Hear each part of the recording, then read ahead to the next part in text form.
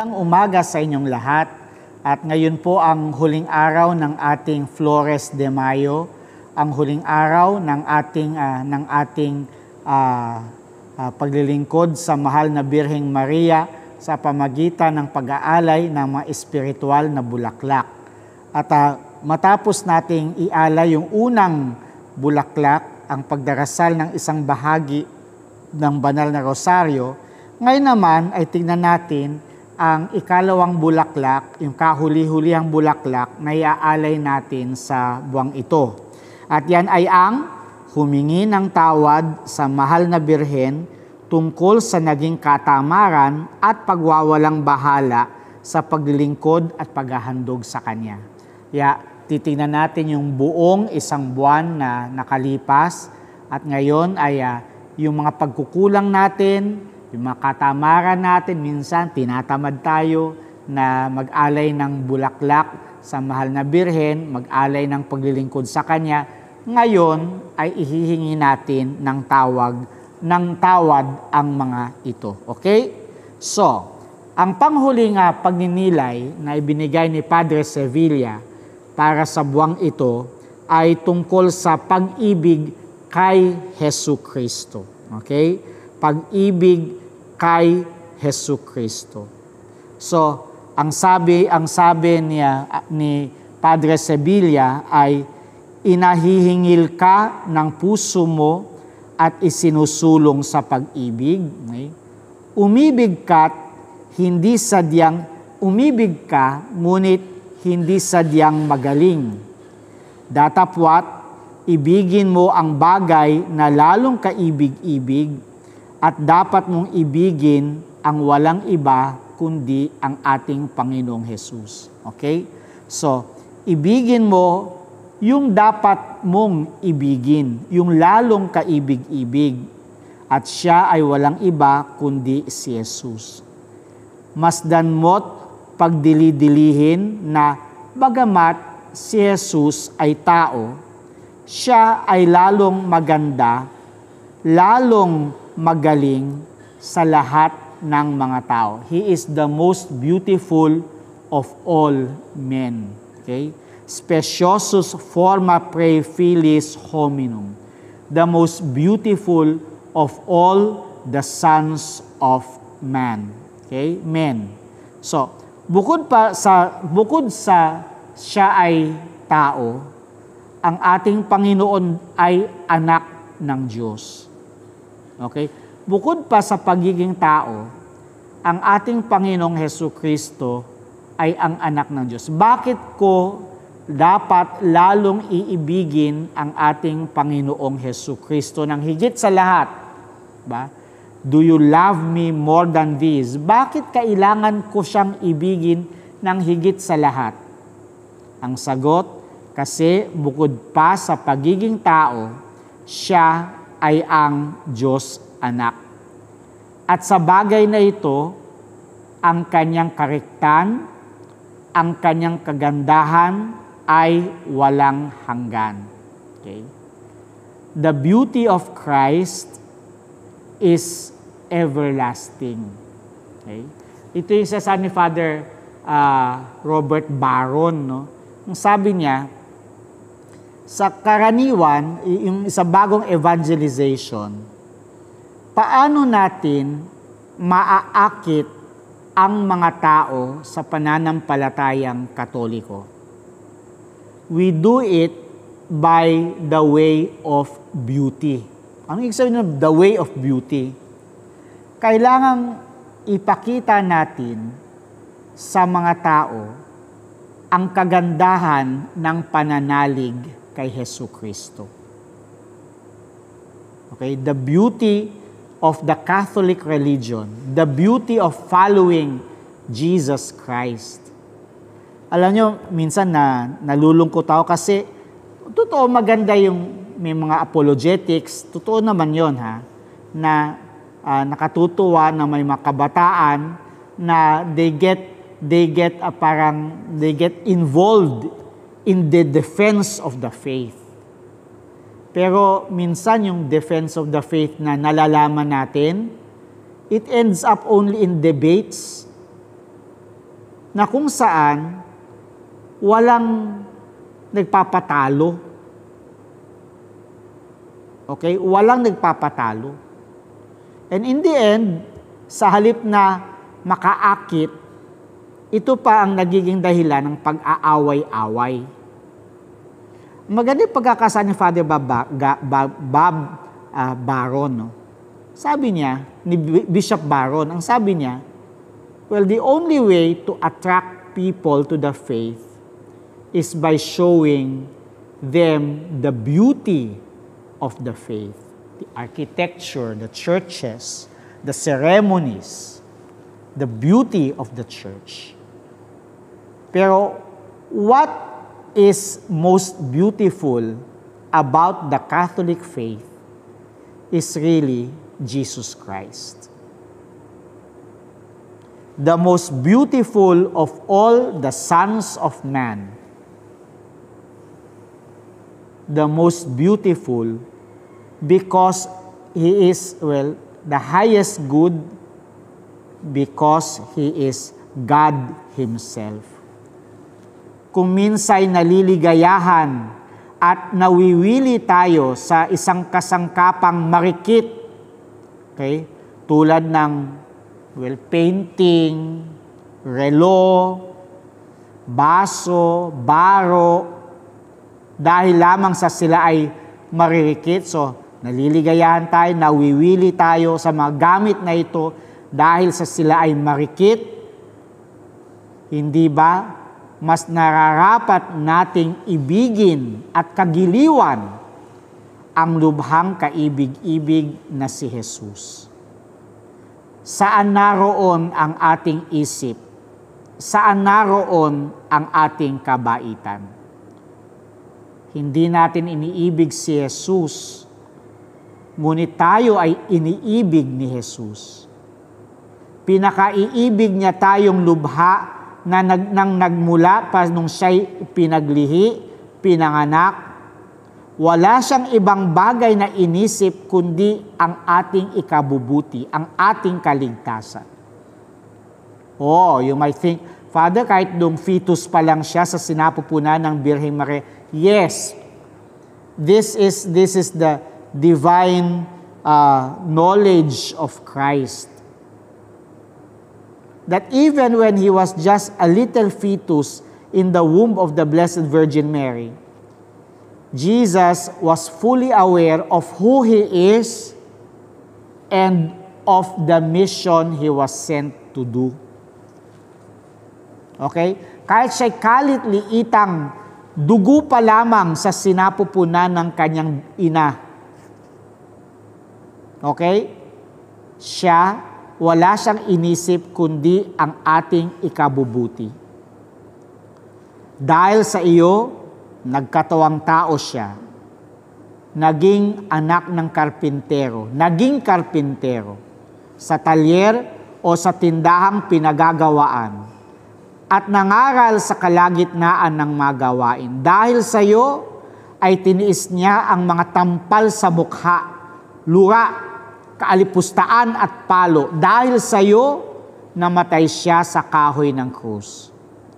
Dahil sa iyo, ibinubo niya ang lahat ng kanyang dugo.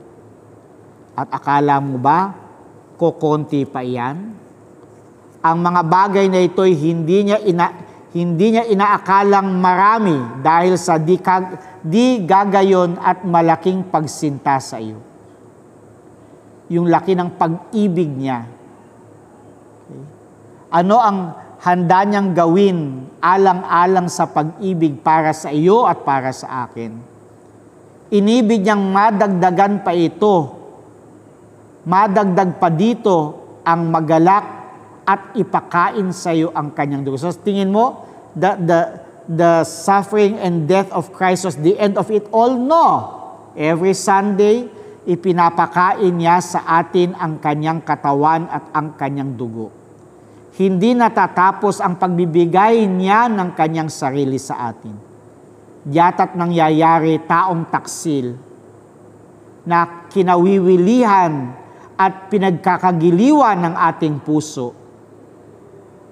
ang isang alagang aso na marunong maglaro-laro sa iyo, o isang bata na nagpapakita sa iyo ng iyong kinalulugdan, pero si Jesucristo lamang na umiibig sa iyo ng walang limit, okay? Ang hindi mo gagantihan ng pag-ibig. Marahil ay aakalain mo na isang kakulangan ng paggalang sa kataas-taasang Diyos kung wiwikain mo sa Kanya, Jesus, iniibig po kita. Jesus, iniibig ko po kayo. Ulit-ulitin mo yon, sabihin mo ng buong buo at lubos na kapalagayan ng loob na ito nga ang Kanyang gustong sabihin mo sa Kanya, kahit na ikaw ay makasalanan. Gusto niyang marinig mula sa ating mga labi, O Jesus, iniibig kita. At ang mga salitang ito, ang magiging dahilan para hindi ka malayo mula sa Kanya. Si Jesus ang naunang sumalubong sa pagtanggap sa iyo. Niyayakap ka niya sa leeg. Binubuksan niya sa iyo ang kanyang dibdib. Pinapakita niya ang kanyang puso. He manifests to you His sacred heart. At siya sabi sa iyo na ibigin mo siya ng lalong magiliw na pag-ibig. Maganda po bukas, no? June 1, pagkatapos ng isang buwang paglilingkod sa mahal na Birhen, bukas magsimula naman tayong maglingkod sa mahal na puso ni Jesus. Pinapakita niya sa iyo ang kanyang kamahal-mahalang puso at wala siyang hinihingi, kundi ang ibigin mo siya ng lalong magiliw na pag-ibig. Huwag kang magpakatigas na parang bato, o hindi mangyayari, hindi paakit at makuha ng pag-ibig sa pag-aanyaya. Maganda yung halimbawa niya. Tatandaan niyo, si Dominica del Paraiso. Okay? Isang araw ng Sabado, si Dominica del Paraiso ay gumawa ng 2 koronang bulaklak at inialay ang mga ito sa larawan ni na Jesus at Maria. At pinag-amo-among lubos sa kanila na mangyaring amuyin ang mga bulaklak na yan. Ay, meron kaming sisters dito sa parokya, no? Sister Grace. Ang kwento niya, nung sila ay mga batang parang mga madre noon. Isa sa mga siyasabi sa kanila na matatandang madre ito, yung mag-aalay ka ng bulaklak sa tabernacle, no? So, pipitas ng bulaklak at iaayos, ilalagay sa altar. Tapos sasabi niya, pero sasabihan sila, huwag mong aamuyin yung bulaklak. Dahil yung amoy na iyan, yung halimuyak ng bulaklak, ay iaalay mo sa Panginoon. So kahit yung amoy ng bulaklak, yung halimuyak ng bulaklak, you reserve it for the Lord. Ganda, no? Ganong mga iniisip nila noon. No?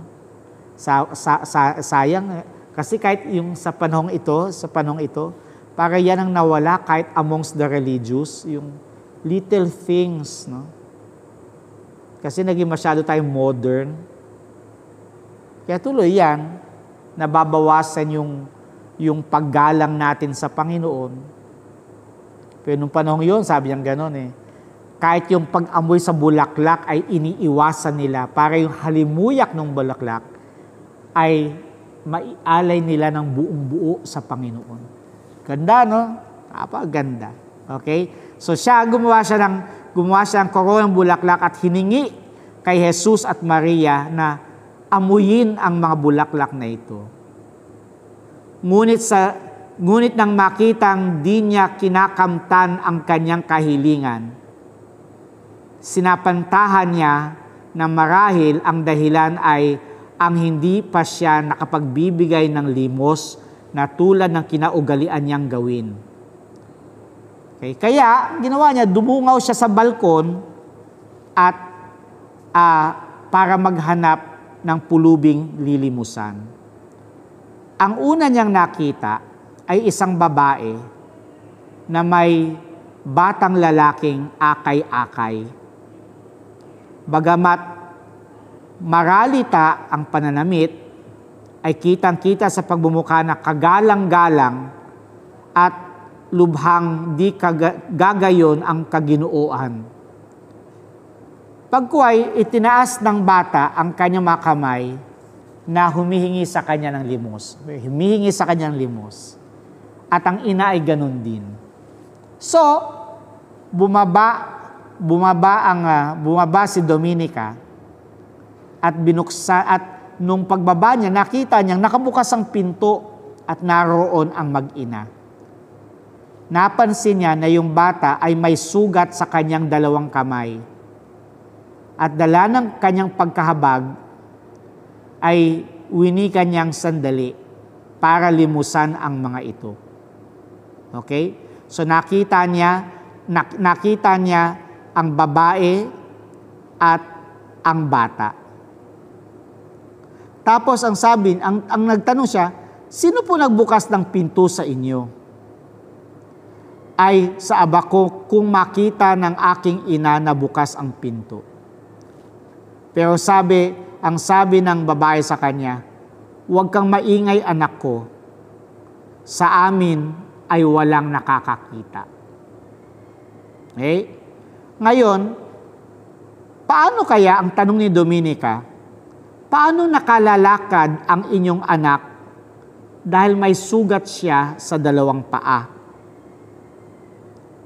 Ang sagot ng babae, pag-ibig ang siyang gumawa ng mga sugat na iyan.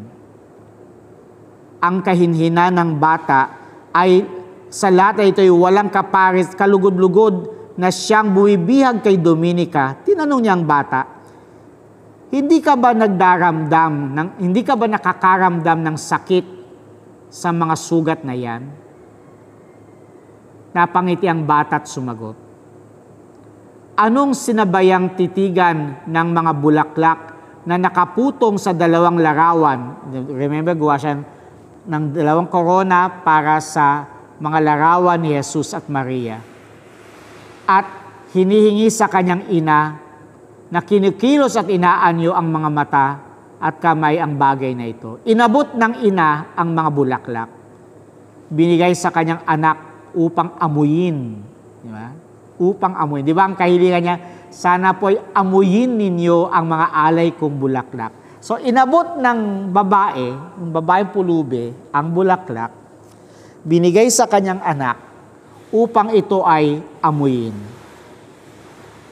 Okay? So ang tanong ni Dominica, ang tanong niya kay Dominica, sino ang umakit sa iyo na koronahan ng bulaklak ang mga larawang ito? Ang pag-ibig ko po kay Jesus at sa kanyang pinagpalang ina, ang sagot ng bata. Gaano ang pag-ibig mo sa kanila? Ang tanong muli ng babae. Ang sagot, sa buo kong makakayanan. Gaano ang iyong makakayanan? Ang sagot ni Dominica, kasing lakit, kasing dami ng tulong na binibigay nila sa akin. Kung ganooy, magpatuloy ka na, at ipagpatuloy mo ang ganong pag-ibig sa kanila at gagantihan ka ng Diyos sa kabilang buhay. Hindi magsawa si Dominica ng paglilipat-lipat ng tingin sa mag-ina. Anong pinagmamasdan mo? Ang tanong sa kanya ng babae. Ang anak po ninyo, ang sagot ni Dominica. At nung lumapit siya ng kaunti, naamoy niya ang mga sugat ng bata na nunukal ang isang lubhang kawili-wiling bango. Siyang pagwika niyang ganito, Senyora, ano pong balsamo ang iginagamot ninyo sa mga sugat at gano'n na lamang po ang pagkabango?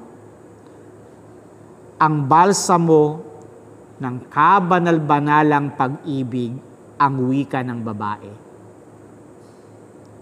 Saan po pinagbibili ang balsamong iyan? Ang tanong ni Dominica. Ang sagot, nasusumpungan at nabibili ng pananampalataya, ng paggalang at paglilingkod sa Diyos, at ng mga magagaling na gawa. Pagdating dito, kumuha si Dominica ng isang linen na tela. Idadampi agad sa sugat na nasa dibdib ng bata na lubhang napakahalimuyak at kawili-wili. Datapwat, hindi pinahintulot ng ina. At ang bata ay umilag ng konti. Siguro Our Lady of the Sacred Heart yun, kasi sabi niya, gusto niyang dampian ng tela yung dibdib, yung sugat sa dibdib ng bata. Siguro Our Lady of the Sacred Heart yun. Pero pinigilan siya ng ina at umilag ng konti yung bata.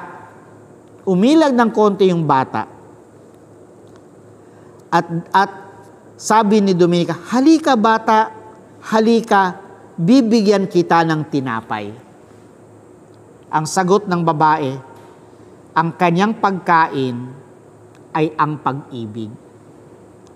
Kung ibig mong magbigay lugod sa kanya, pakaibigin mo siya ng marami. Pagkarinig ng bata sa mga pangungusap na ito ay nagpakita ang kasiyahan, kinausap si Dominica. Sabi ng bata, pinakaiibig mo ba ng marami si Jesus? Sagot ni Dominica, malaking lubha ang pag-ibig ko sa kanya, na sa araw at gabi ay wala akong iniisip na ibang bagay kundi siya lamang. At wala na akong ninanasang gawin pa kundi ang ikalugod lamang niya. Ang pag-ibig ay siyang magtuturo sa iyo kung ano ang gagawin mong ipagbibigay lugod sa kanya, ang wika ng bata.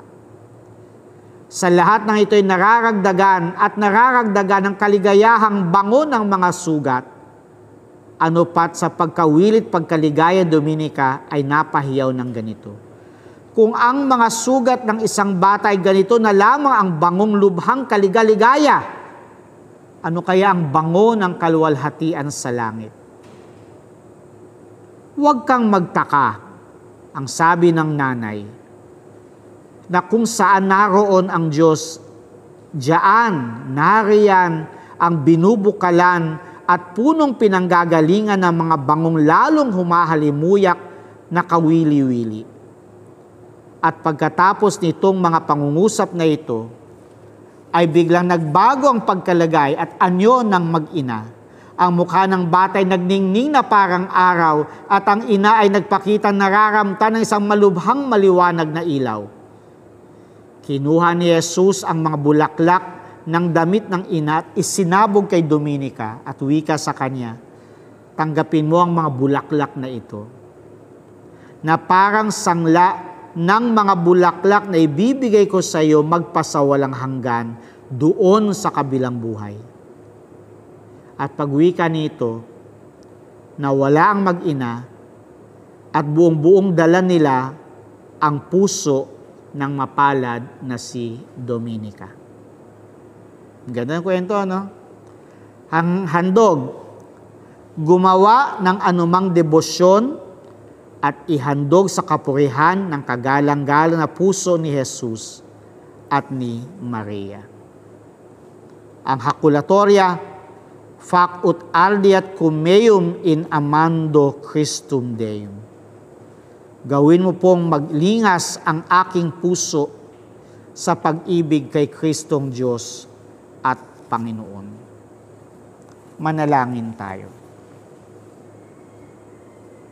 Sa ngalan ng Ama at ng Anak at ng Espiritu Santo. Amen. kamahal-mahalang Birhen, Ina ng Diyos, at aking ina, at aking reyna. Ako'y nakaluhod sa iyong mga paa, at sa harapan ng Diyos na makapangyayari at ng buong sangkaharian ng langit. Inihahain ko po sa inyo at itinatalaga, bagamat ako'y makasalanang di karapat-dapat, ang buo kong puso. Kalangkap ang kanlang mga nasa't paggiliw. At siya kong hangad, kalooban at matibay na tika, ang ialay ko't italagang palagi sa inyo ang aking puso na parang inyong tunay at sa inyong kamahal-mahalang anak. Tanggapin po ninyo itong bukal at taos-puso at taos sa pusong paghahain, o mahal at mahinahong reyna, na pinagkikilagom ko sa inihain po sa inyo ng lahat ng mga santo. At ipagkamit mo po ako ng grasyang ikabubuhay ko lamang sa pag-ibig at sa paglilingkod sa inyo at sa inyong anak, magmula ngayon at sa haharaping panahon. Ganito ang inaantay ko't pinakaaasahan sa pamagitan ng inyo pong mahal na tulong at ng makapangyayari ninyong pagkukupkup. At sa ganang akin ay pinangangako kong matibay at matamis sa loob, na gayon ang gagawin ko.